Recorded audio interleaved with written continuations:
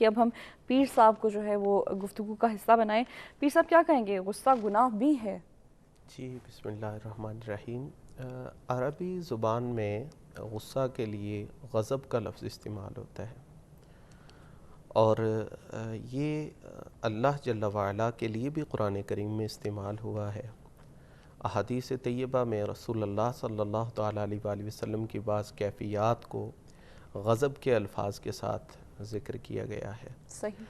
لیکن جب ہم بات کرتے ہیں اس غضب کی جو اللہ جل وعلا کی طرف سے ہے، تو اس کو غصے سے تعبیر نہیں کیا جاتا، یعنی اردو میں اس کے لیے اگر ہم لفظ بولتے ہیں تو وہ جلال کا لفظ، ناراضگی کا لفظ استعمال کرتے ہیں۔ جب حضور علیہ السلام کے لیے عربی زبان میں غضب کا لفظ آپ کے کسی عمل کے حوالے سے ذکر کیا جاتا ہے، تو اس کے لیے بھی ہم ایک ایسا لفظ چنتے ہیں جو کہ کسی قسم کی بھی عیب اور نقص کی طرف اس میں کوئی اشارہ موجود نہ ہو۔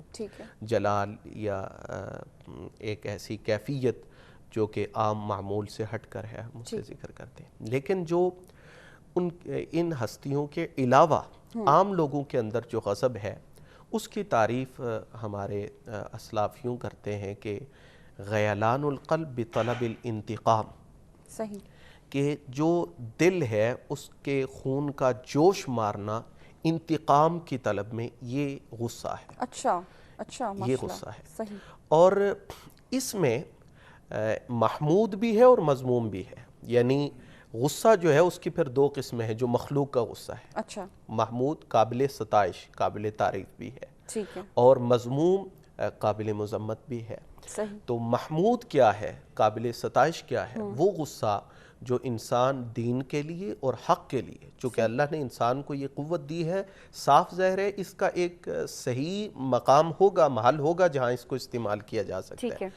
وہ دین کے لیے اور حق کے لیے غصہ ہے۔ جیسے کسی ناگوار چیز کو دیکھ کر انسان کی طبیعت میں غصہ آتا ہے، اور اس پر احادیث مبارکہ بھی، جیسا کہ حضور علیہ السلام نے ارشاد فرمایا کہ سب سے اعلیٰ درجہ یہ ہے کہ تم زور بازو سے گناہ کو روکو۔ تو غصہ آئے گا تو انسان اسے روکے گا، نہیں تو پھر زبان سے، نہیں تو پھر دل سے اسے برا جانو۔ اور اسی طرح قرآن کریم کے اندر بھی اس کو بیان کیا گیا ہے۔ میں دوسرا پہلو ذکر کر کے پھر اس کو مکمل کرتا ہوں کہ غصہ دین اور حق کے لیے قرآن کریم میں ذکر کیا گیا ہے۔ حضور کے اصحاب کی ایک علامت اشداء علی الکفار رحماء بینہم، کہ کافروں کے مقابلے میں، اسلام کے دشمنوں کے مقابلے میں ان کے اندر بہت شدت اور اہل ایمان کے ساتھ رحم اور محبت ہے۔ مذموم پہلو یہ ہے کہ جو ناحق غصہ ہو، محض اپنی ذاتی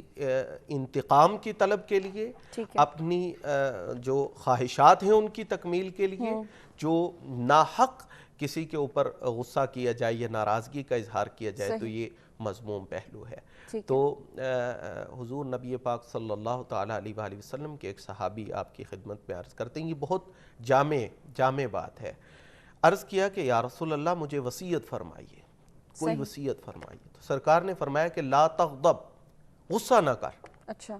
اب وہ صحابی کہتے ہیں کہ جب سرکار نے فرمایا ففکرت حین قال ما قال، جب حضور نے یہ کہا نا کہ غصہ نہ کر، تو میں نے اس پہ غور و فکر کرنا شروع کر دیا کہ آخر جب میں نے آپ سے پوچھا ہے کہ آپ مجھے وصیت فرمائے، اور آپ نے لاکھوں کروڑوں باتوں میں سے اس ایک بات کا انتخاب فرمایا کہ غصہ نہ کر، تو آخر اس کی وجہ کیا ہے؟